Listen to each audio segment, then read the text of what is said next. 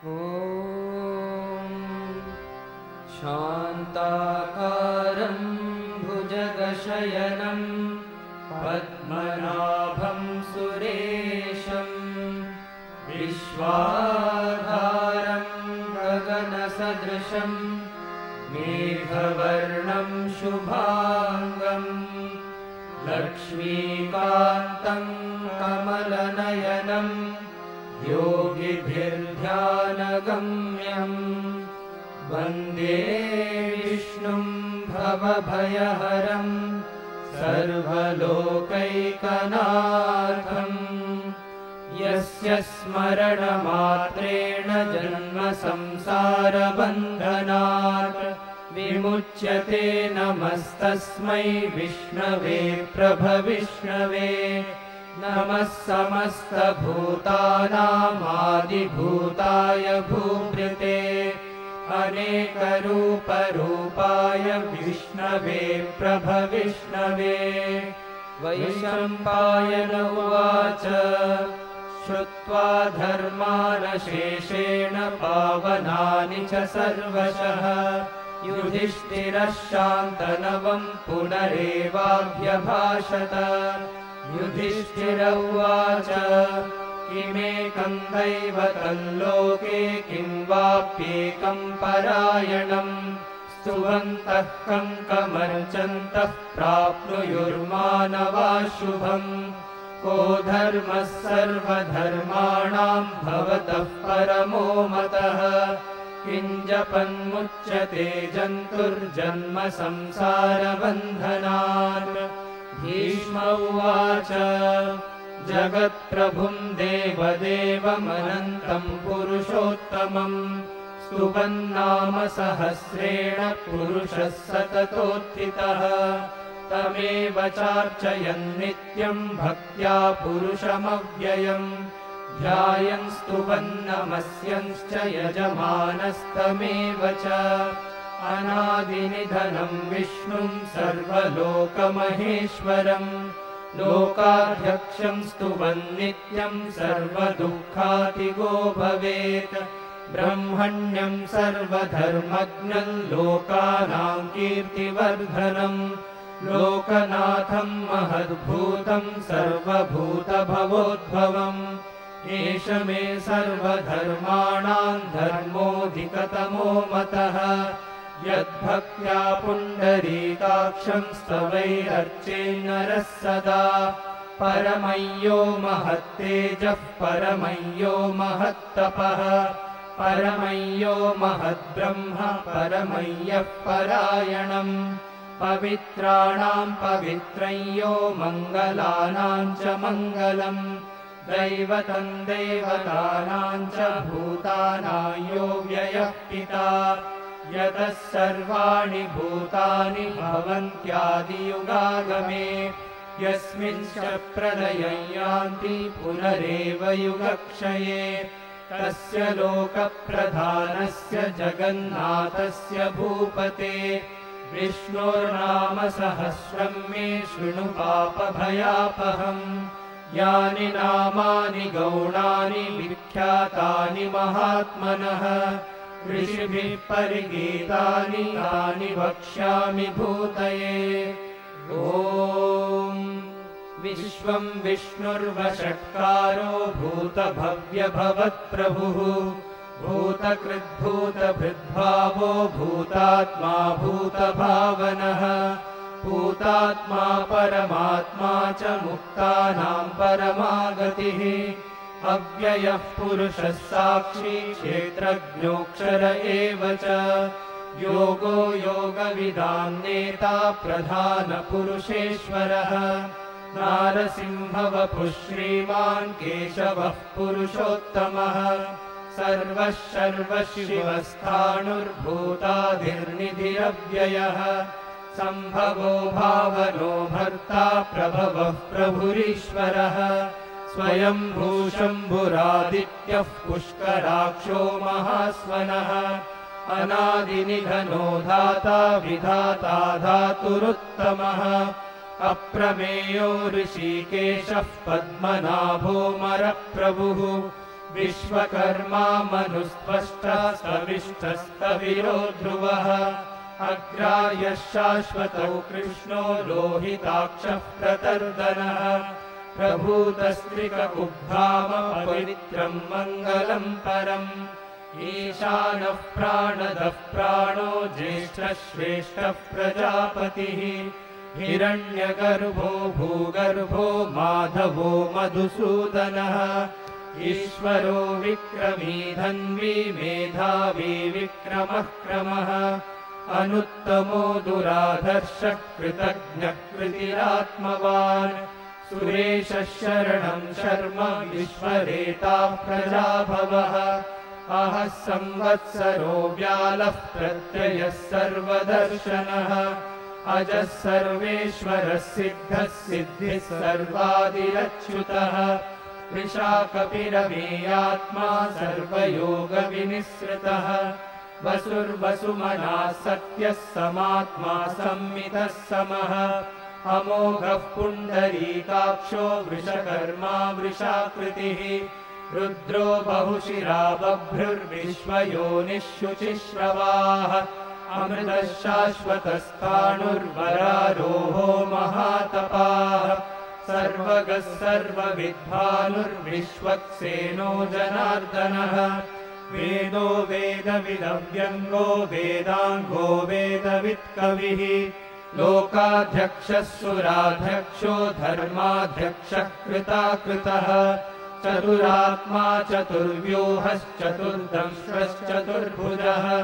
भ्राजिष्णुर्भोजनम् भोक्ता सहिष्णुर्जगदादिजः अनघो विजयो जेता विश्वयोनिः पुनर्वसुः उपेन्द्रो वामनः प्रांशुरमोघः शुचिरूर्जितः अतीन्द्रः सङ्ग्रहः सर्गो धृतात्मा नियमो यमः वेद्यो वैद्यः सदा योगी वीरः माधवो मधुः अतीन्द्रियो महामायो महोत्साहो महाबलः महाबुद्धिर्महावीर्यो महाशक्तिर्महाद्युतिः अनिर्देश्य वपुः श्रीमानमेयात्मा महादृदृक् महेश्वासो महीभर्ता श्रीनिवासः सताङ्गतिः अनिरुद्धः सुरानन्दो गोविन्दो गोविदाम्पतिः मरीचिर्दमनो हंसः सुपर्णो भुजगोत्तमः हिरण्यनाभः सुतपाः पद्मनाभः प्रजापतिः अमृत्युः सर्वदृक्सिंहः सन्धाता सन्धिमान् स्थिरः अजो दुर्मर्शनः शास्ता विश्रुतात्मा सुरारिः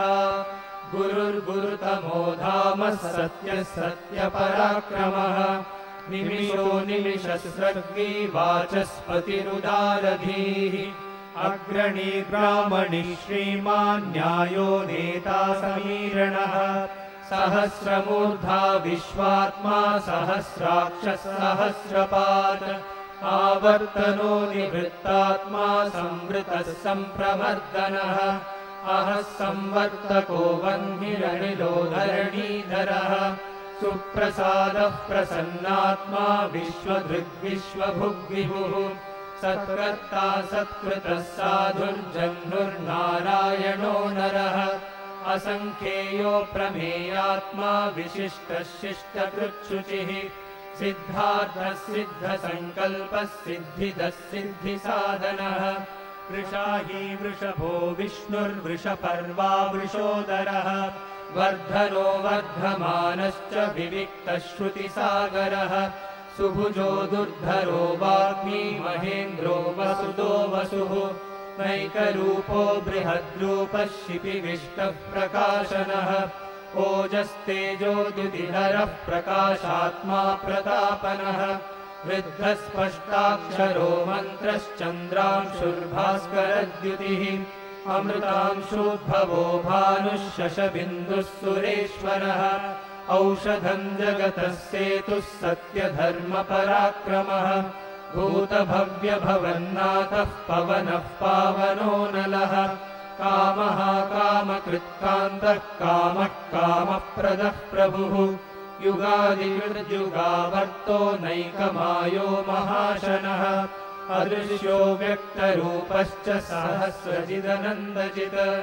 इष्टो विशिष्टशिष्टेष्टः शिखण्डी नहुषो वृषः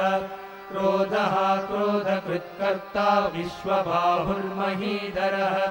अच्युतः प्रतितः प्राणः प्राणदो वासवानुजः अपान्निधिरधिष्ठानमप्रमत्तः प्रतिष्ठितः स्कन्दस्कन्दधरो दुर्यो वरदो वायुवाहनः वासुदेवो बृहद्भानुरादिदेवः पुरन्दरः अशोकस्तारणस्तारः शूरः शौरिर्जनेश्वरः अनुकूलः शतावर्तः पद्मी पद्मनिभेक्षणः पद्मनाभोरविन्दाक्षः पद्मगर्भः शरीरभृत् महर्धिर्वृद्धो वृद्धात्मा महाक्षो गरुडध्वजः अतुलः शरभो भीमः समयज्ञो हविर्हरिः सर्वलक्षणलक्षण्यो लक्ष्मीवान् समितिञ्जयः विक्षरो रोहितो मार्गो हेतुर्दामोदरः सहः महीधरो महाभागो वेगवानमिताशनः उद्भवः क्षोभणो देवः श्रीगर्भः परमेश्वरः करणं कारणं कर्ता विकर्ता गहनो गुहः व्यवसायो व्यवस्थानः संस्थानस्थानदो ध्रुवः परद्भिः परमस्पष्टस्तुष्टः पुष्टः शुभेक्षणः रामो विरामो विरजो मार्गो नेयो नयोनयः वीरः शक्तिमतां श्रेष्ठो धर्मो धर्मविदुत्तमः वैकुण्ठः पुरुषः प्राणः प्राणदः प्रणवः पृथुः हिरण्यगर्भः शत्रुघ्नो व्याप्तो वायुरधोक्षजः ऋतुः सुदर्शनः कालः परमेष्टि परिग्रहः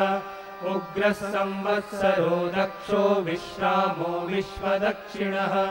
विस्तारस्तावरस्ताणुः प्रमाणं बीजमव्ययम् अर्थोऽनर्थो महाकोशो महाभोगो महाधनः अनिर्विण्णस्तविष्टो भूर्धर्मयूपो महामकः नक्षत्रनेमिर्नक्षत्री क्षमः श्यामः समीहनः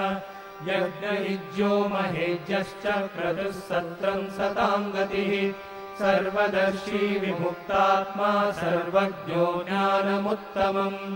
सुव्रतः सुमुखः सूक्ष्मः सुघोषः सुखदः सुहृत् मनोहरो जितक्रोधो वीरबाहुर्विदारणः स्वापनस्ववशो व्यापी नैकात्मानैककर्मकृत् वत्सरो वत्सरो वत्सी रत्नगर्भो धनेश्वरः धर्मगुग्धर्मकृद्धर्मी सदसक्षरमक्षरम् अविज्ञाता सहस्रांशुर्विधाता कृतलक्षणः गभस्तिनेमि सत्त्वस्तः सिंहो भूतमहेश्वरः आदिदेवो महादेवो देवेशो देवभृद्गुरुः उत्तरो गोपतिर्गोप्ता ज्ञानगम्यः पुरातनः शरीरभूतभृद्भोक्ता कपीन्द्रो भूरि दक्षिणः सोमपोमृतपः सोमः पुरुजित्पुरुषत्तमः विनयो जयः सत्यसन्धो दाशार्हः सात्वतां पतिः जीवो विनयिता साक्षी मुकुन्दो मितविक्रमः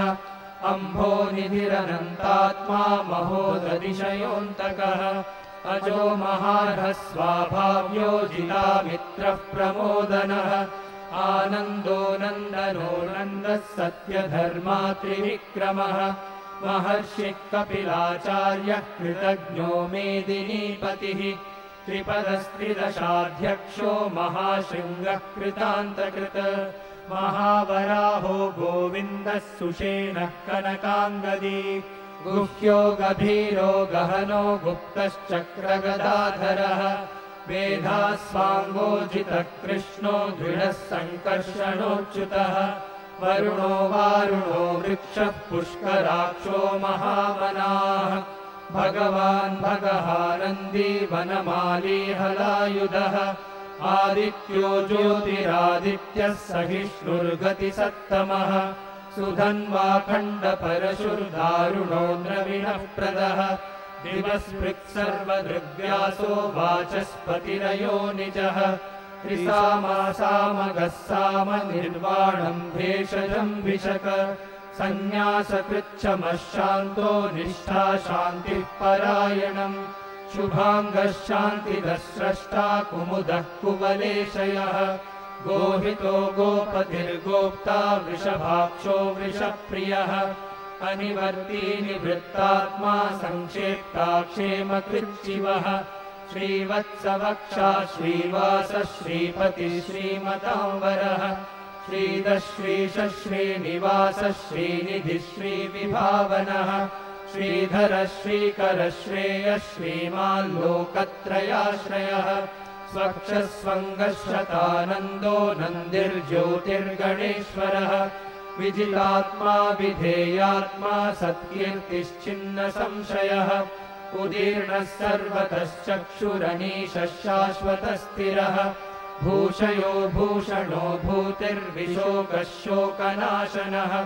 अर्चिष्मानर्चितः कुम्भो विशुद्धात्मा विशोधनः अनिरुद्धो प्रतिरतः प्रद्युम्नोमितविक्रमः कालनेमिनिहावीरः शौरिः शूरजनेश्वरः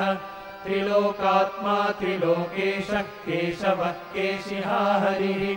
कामदेवः कामपालः कामी कान्तः कृतागमः अनिर्देशवपुर्विष्णुर्वीरोऽनन्तो धनञ्जयः ब्रह्मण्यो ब्रह्मकृद्ब्रह्मा ब्रह्म ब्रह्मविवर्धनः ब्रह्मविद्ब्राह्मणो ब्रह्मी ब्रह्मज्ञो ब्राह्मणप्रियः महाक्रमो महाकर्मा महातेजा महोरगः महाक्रतुर्महायज्वा महायज्ञो महाहविः स्तव्यस्तव प्रियस्तोत्रम् स्तुतिस्तोतारणः प्रियः पूर्णः पूरयिता पुण्यः पुण्यकीर्तिरनामयः मनोजवस्तीर्थकरो वसुरेता वसुप्रदः वसुप्रदो वासुदेवो वसुर्वसुमनाहविः सद्गतिः सत्कृतिः सत्ता सद्भूतिः सत्परायणः शूरसेनो यदुश्रेष्ठः सन्निवासः सुयामुनः भूतावासो वासुदेवः सर्वासुनिलयो नलः दर्पः दर्पदो दृप्तो दुर्धरोऽथापराजितः विश्वमूर्तिर्महामूर्तिर्दीप्तमूर्तिरमूर्तिमान्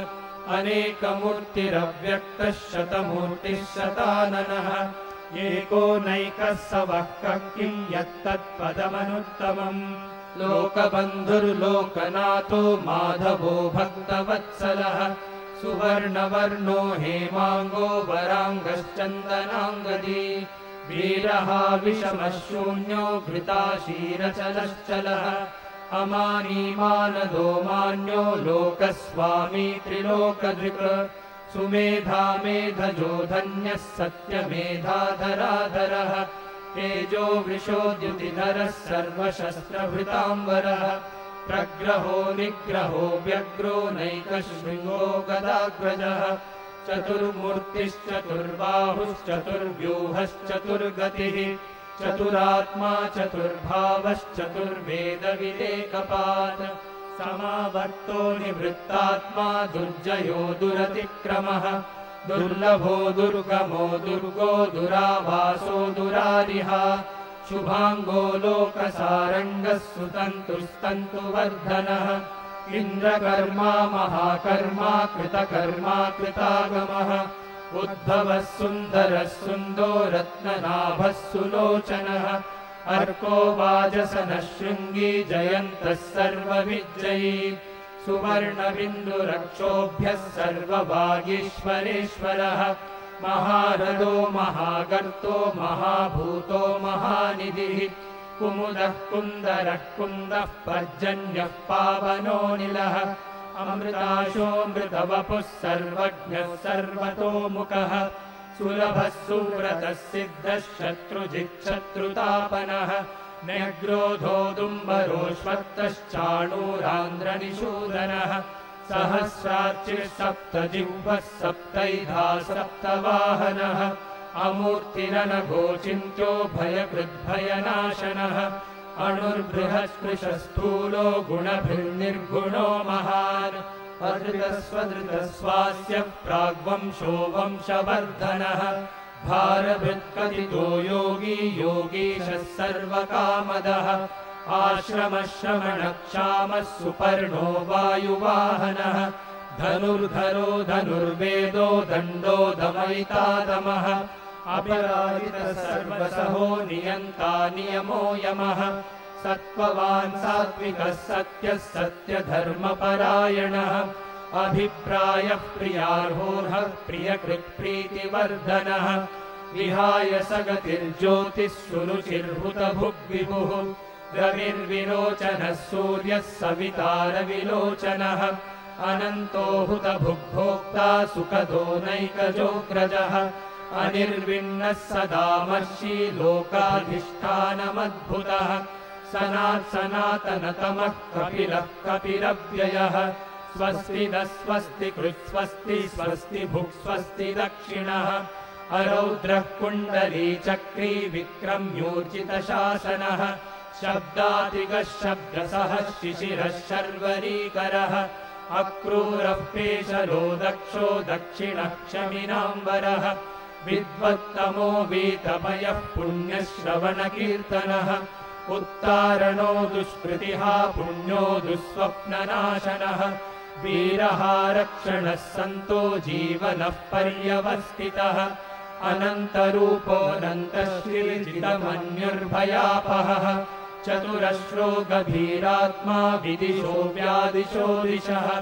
अनादिर्भुर्भुवो लक्ष्मीः सुवीरो रुचिराङ्गदः जननो जनजन्माधिर्भीमो भीमपराक्रमः आधारनिलयो धाता पुष्पहासः प्रजागरः ऊर्ध्वगः सत्पथाचारः प्राणदः प्रणवः पणः प्रमाणं प्राणनिलयः प्राणभृत्प्राणजीवनः तत्त्वं तत्त्वविदेकात्मा जन्म मृत्युजरातिगः भूर्भुवः स्वस्तरुस्तारः सविता प्रपितामहः यज्ञो यज्ञपतिर्यज्वा यज्ञाङ्गो यज्ञवाहनः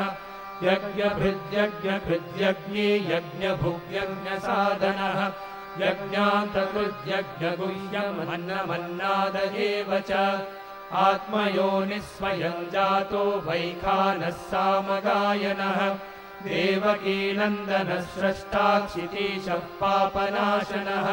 शङ्खभृन्नन्दकी चक्री शाङ्गधन्वा गदाधरः रथाङ्गपाणिरक्षोभ्यः सर्वप्रहरणायुधः सर्वप्रहरणायुध ॐ नमः इति। ॐ शान्तिः शान्तिः शान्तिः हरिः ॐ तत्सत् श्रीरामकृष्णार्पणमस्तु।